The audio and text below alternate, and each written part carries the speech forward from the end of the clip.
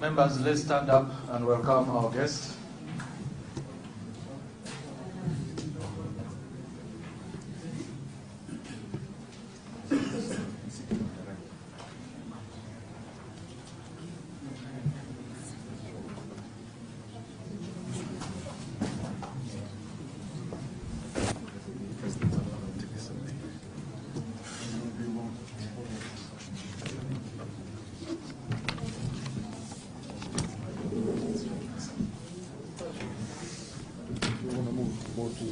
Yeah.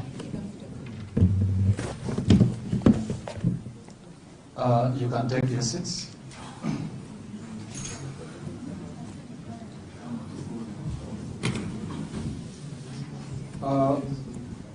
Members of the press, with us this evening is His Excellency Dennis Francis, the President of the 78th session of the United Nations General Assembly.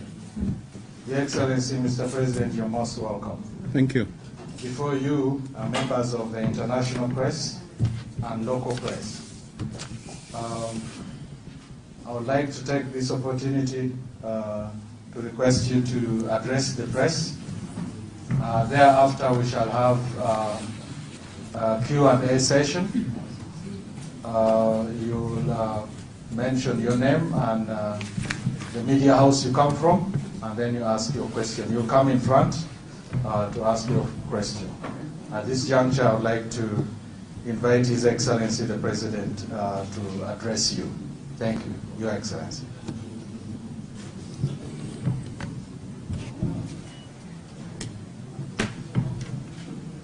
Ladies and gentlemen of the press, good afternoon.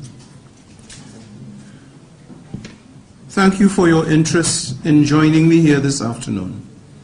Allow me to start firstly by conveying my heartfelt thanks to the people and government of Uganda for the generous welcome my delegation and I have received.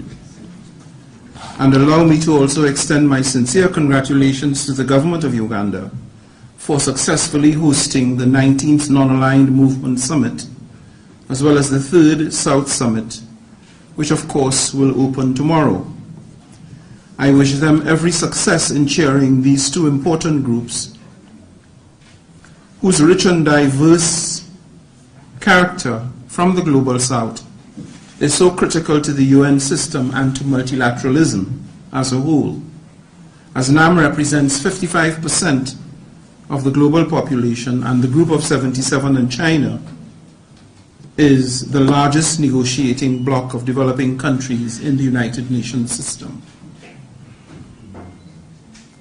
And I must say that I'm very proud that it was on these two occasions that I am undertaking my very first official visit to Africa as President of the United Nations General Assembly for its 78th session.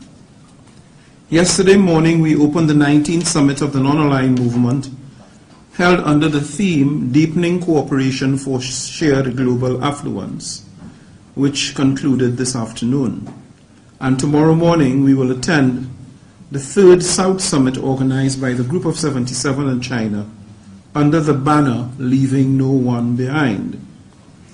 In my address to the openings of both forums, I use the occasion to reiterate my appreciation for both organizations whose support to my presidency has proven immensely useful during very challenging times. The current climate, and I mean this politically and literally, the current global climate is marked by profound instability, and our multilateral system is on trial. High-level gatherings like these are an occasion for leaders of the Global South to demonstrate that cooperation and collaboration are not only still possible, but are in fact indispensable. They constitute the sole credible course of action to authentically and meaningfully address the depth and breadth of the challenges we face. Indeed, it is only a cohesive international community that we stand a chance through a cohesive international community that we stand a chance of succeeding.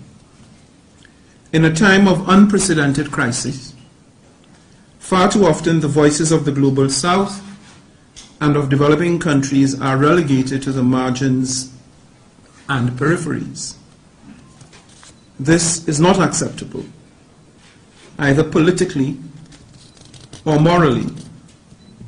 In fact, I am absolutely convinced that both the non-aligned movement and the Group of 77 in China are key drivers and influencers of peace, progress, prosperity, and sustainability, all of which are priorities of my presidency. Ladies and gentlemen, this evening, on the occasion of his newfound chairmanship of both groups, I will have the honor of paying a courtesy call on His Excellency Mr. Yoweri Museveni, the President of the Republic of Uganda. I was also very privileged to meet with the Prime Minister and Minister of Foreign Affairs, the UN country team, and the resident coordinator for Uganda, as well as other bilateral engagements. In all my meetings, I addressed a range of pressing global issues, including climate change, sustainable development, peace and security, and of course, human rights. I also made sure to communicate the work ongoing in New York, including invitations to upcoming events such as the Summit of the Future and my presidency's signature event, Sustainability Week, in April. Today, I also undertook several field visits around the capital city of Kampala. In fact, I'm just back from said visits. In terms of migration, my visits included UN-operated programs such as the UNHCR's Urban Response Initiative in Naisamba and IOM's Kampala Transit Center in Nakasero. Regarding education, I visited Nakivubo Blue Primary School and their Girls Empowering Girls program, which they run with UNICEF. I also had the chance to visit Makerere University, where I was introduced to Makerere University's Multidisciplinary Innovation Pod, conducting research on digital innovation and urbanization in partnership with the United Nations Development Program.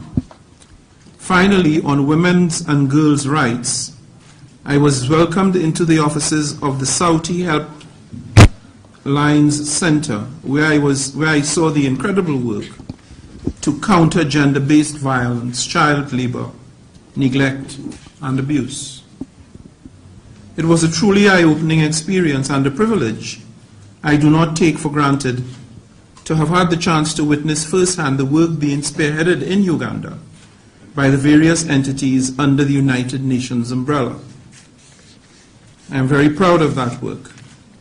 To complement these extensive visits, tomorrow afternoon, I will participate in a roundtable session with the heads of UN agencies present in the country, to be moderated by the resident coordinator, which I eagerly anticipate. As I conclude, this visit is part of a broader effort to underscore the UN's dedication and commitment to ensuring a more prosperous and harmonious world that is inclusive of the Global South. I am confident that this trip will have served that purpose. my door is open to any nation or leader desiring to engage in further cooperation across borders, sectors, or UN departments.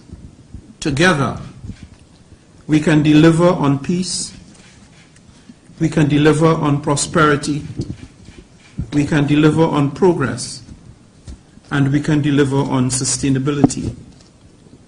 And I'm glad to have shared this message to both the government and people of Uganda, as well as all those present for these two summits. Thank you for your kind attention, and I now open the floor for your questions and or observations.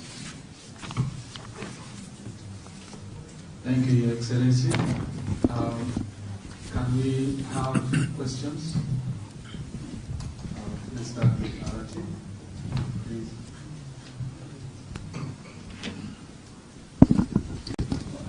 Thank you very much.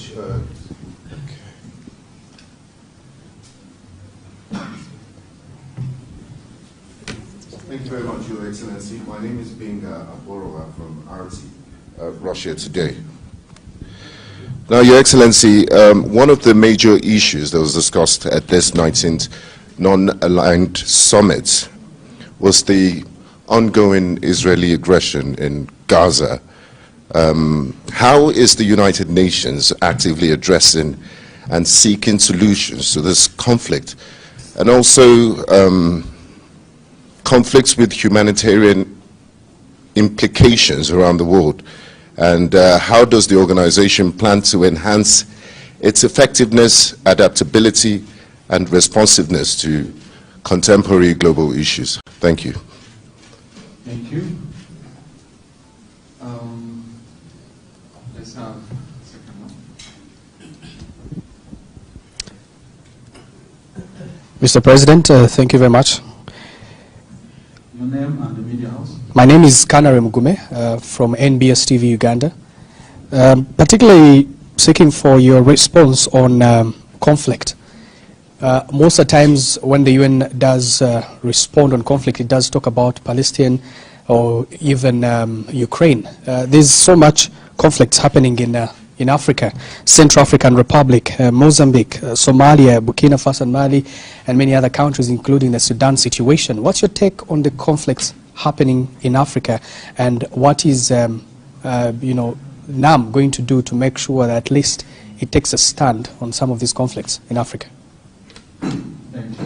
And let's have a lady.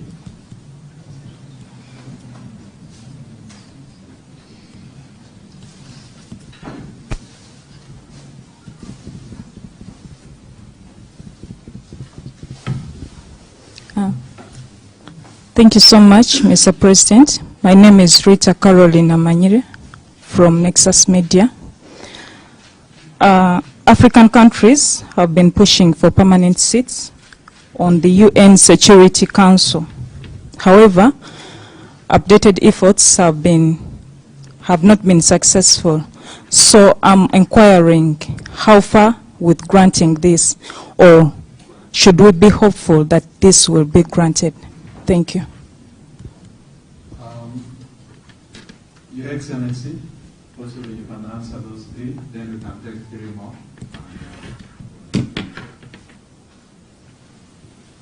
Okay, thank you very much for your questions. I think the first question related to specifically to the situation in Gaza and about what the UN, how does the UN plan to adapt itself to be more impactful in resolving complex global issues.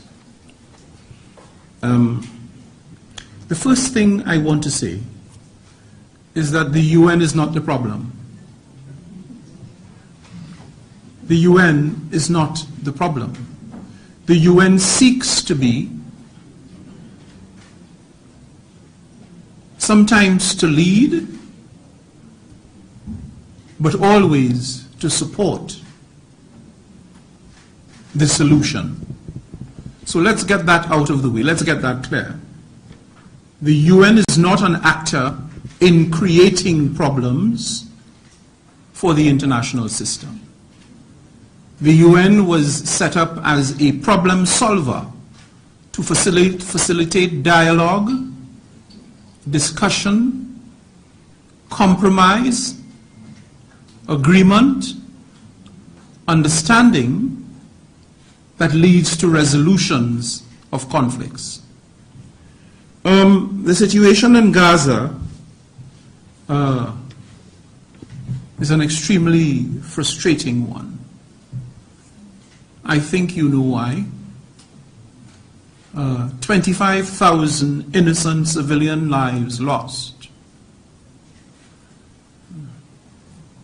It's a very impressive number for the wrong reasons.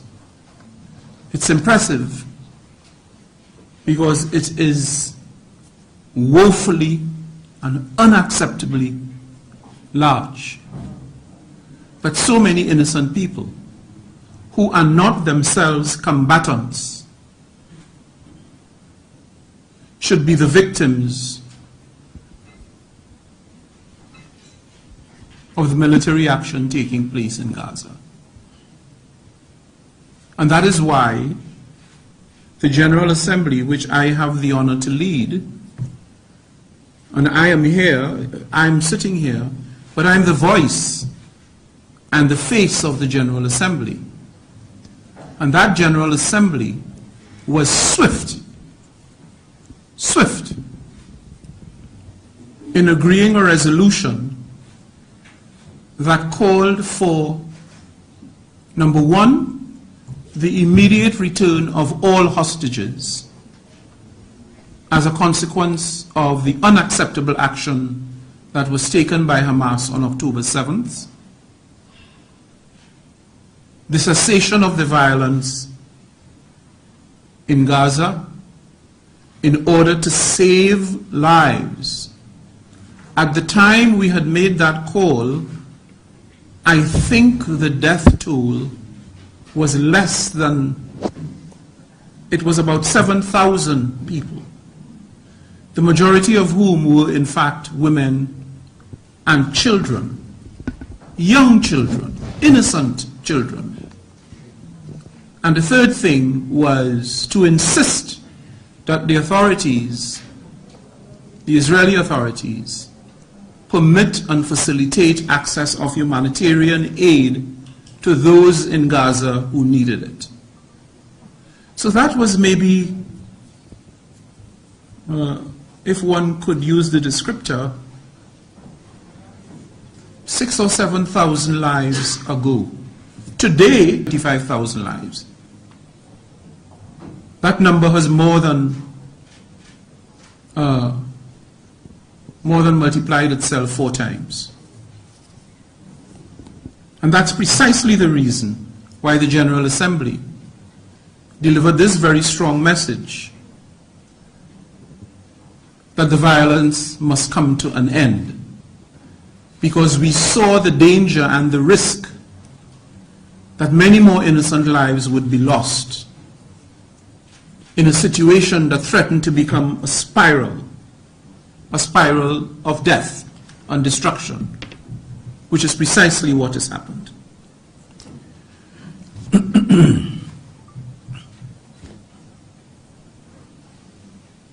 As it stands at the moment,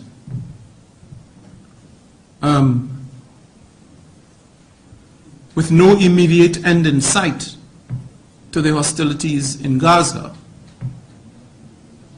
it's anyone's guess what can and might happen next, including, of course, the worrisome prospect that this can all spill over into a regional war, a regional engagement, which of course would be the worst possible scenario that can happen.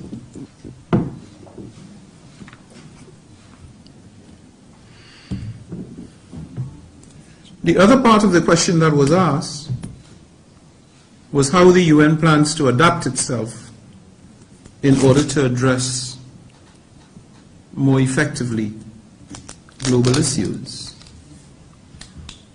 But I think we need first, there's an answer to that question. But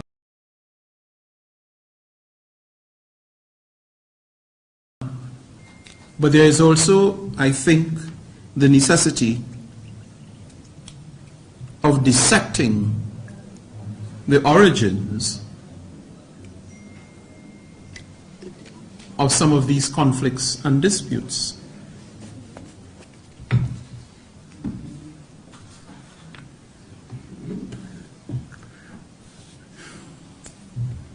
Conflicts and disputes create strife and tension in the system.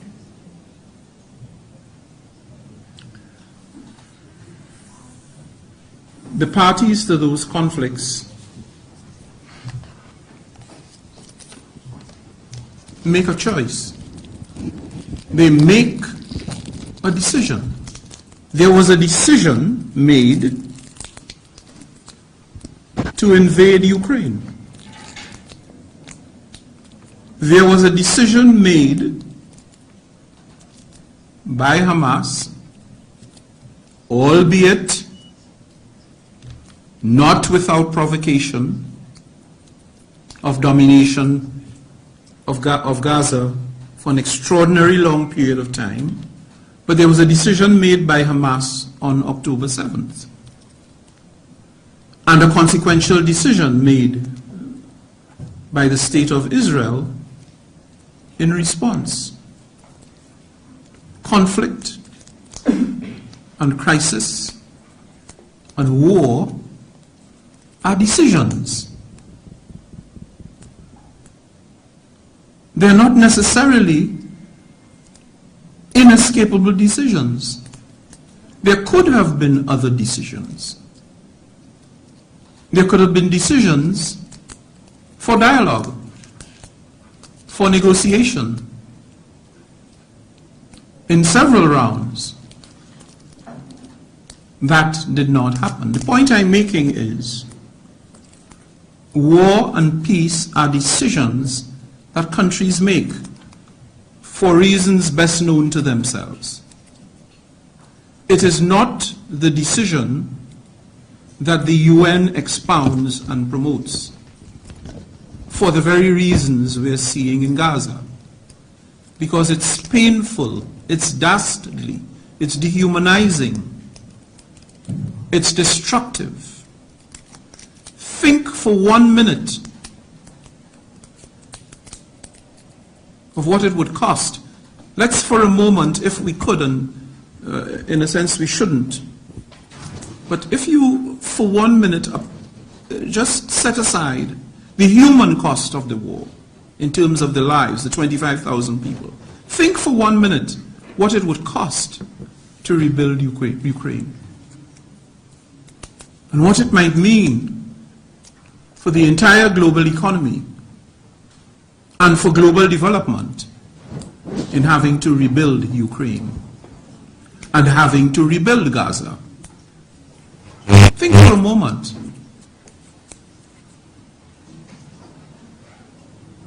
The United Nations Charter says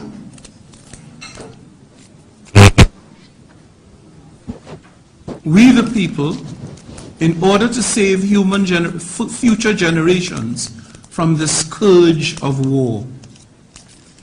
That is what the UN is about. Because we've been down this road before in the First and Second World Wars. There are no real winners. There are no winners. There are only losers, setbacks. Setbacks that undermine development, derail people's lives, impose costs and suffering on human beings.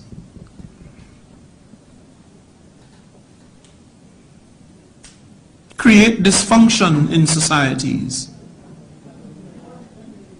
impose new problems, new burdens on families. Can you imagine, 80% of the households in Gaza have been destroyed and are now uninhabitable. Where are these people to live?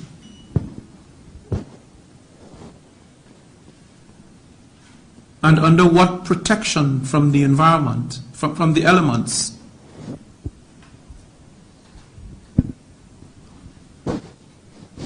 So there's a logic to the UN position. Let's avoid this carnage because it's self-destructive. No one wins. We all lose. We all lose a part of our humanity watching other human beings suffer. It was never intended that way. What is the UN doing in order to empower itself to better address these challenges?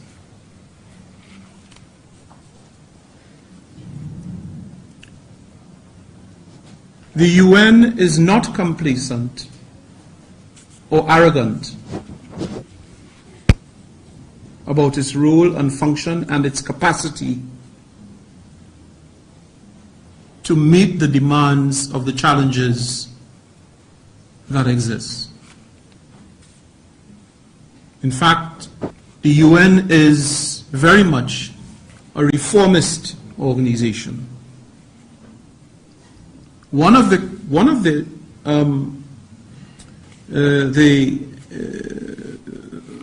issues, and it's a big issue, it's a huge issue,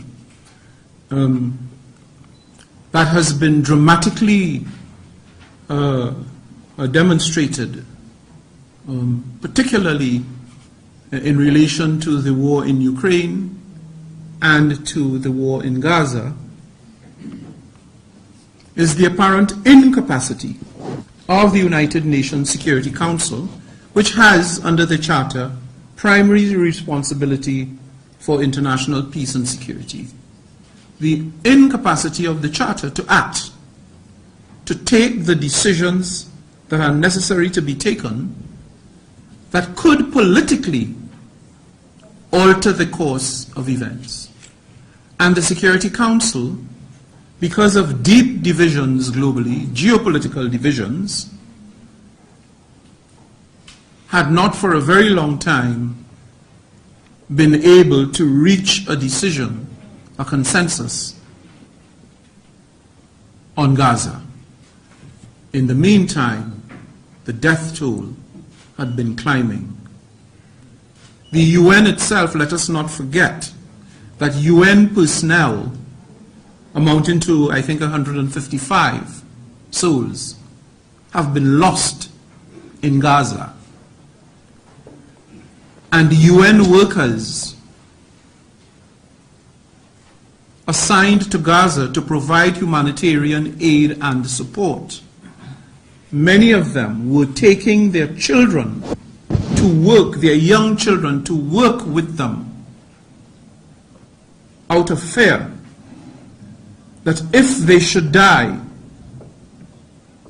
their families would die with them.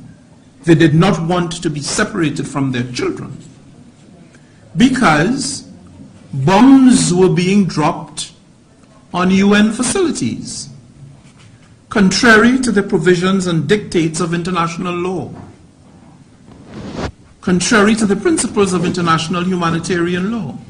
Those are supposed to be safe spaces, as indeed are places like hospitals, health centers, schools.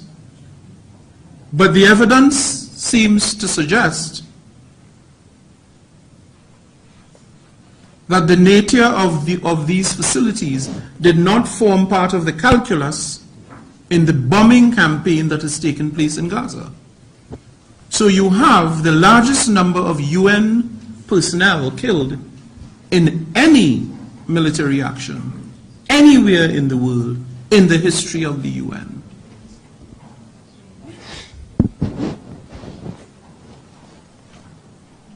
So Security Council reform is underway. I want to say to you, though, that Security Council reform is a process. It's not an event. I'm a very practical guy. And so I'd say to you, don't expect to get up to awaken Monday morning and find that the Security Council has been reformed. It will not happen in that way. And it shouldn't. It shouldn't, because you have now a system that was invented in the post-1945 period when the world was a very different place. It needs to be updated, it needs to be refined, it needs to take into account the current geopolitical realities that exist. Power has shifted from where it was in the 1940s to what exists now. New countries have become influential players in the international system. And I will address the question of Africa later. So we need a Security Council that is reformed, that is up to the task, that is agile, and that is not paralyzed to take the decisions that need to be taken in the interest of securing international peace and security. That is an ongoing process. We have a process called the intergovernmental process with two facilitators, one from a developed country, one from a developing country, to engage in that discussion. There are a number of models or proposals on the table about how the Security Council can be reformed. And these models are being analyzed and discussed. There are as yet no formal negotiations to that end. That will come when member states have determined that the moment is right to commence formal negotiations. But Security Council reform is at the top of the agenda of the UN and has been made so to a significant degree because of what has happened in Ukraine and in Gaza. Quite apart from that, it's not just the reform of the Council to reinvigorate the General Assembly of the United Nations. And if you've been following the issue, you would know that in the wake of the paralysis of the Security Council, the General Assembly, which the Charter assigns a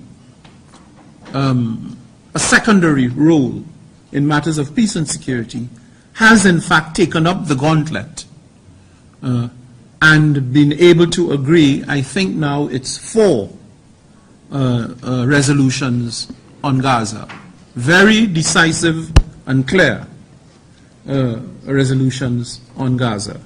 So the UN is not the problem. We seek to address and correct the problems. The problems arise when member states of the United Nations, for whatever reason, and I have to say this correctly, exercise their decision to violate their commitments under the Charter of the United Nations. If there were no violations of the Charter, we would not be where we are now. It is a choice that countries make to repudiate their commitments under the Charter that has landed us in this very difficult situation of war and crisis and this unacceptably high human cost that we are witnessing in Gaza. The next question that was asked was about Africa, the conflicts in Africa, and NAM's position in the conflicts. Quite right. Quite right in the sense that the conflicts in Ukraine and the conflict in the Middle East, in a sense, has drowned out other regional conflicts. Might be smaller, but that are no less important. And they're important for a number of reasons. They're important because they give rise to mass population movements. People are dislodged from their homes, from their homelands. I visited a refugee center today. People fleeing their homelands for a number of reasons, and being given safe haven in Uganda in a program of acceptance that is unarguably one of the most progressive and impressive anywhere in the world. I'd like to take the opportunity to compliment and commend the government and people of Uganda for their very humanistic approach to refugees. There are some places in the world, if you look at the news, some very wealthy places where refugees are being turned back at the border, sent on to other countries, which is not and something anticipated in the international refugee law and policy. But Uganda accepts the refugees, helps and supports them, and prepares them to go on to a country that will accept them. And I was very privileged today to observe and witness all of this, and to see the processes and the facilities at which these procedures are carried out. It's very worrying, in fact, that Africa has again become, in the last 5-8 years, an area of conflict, a zone of conflict. We had thought that that era was behind us. We had thought that coups in Africa was behind us. That, however, is not the case.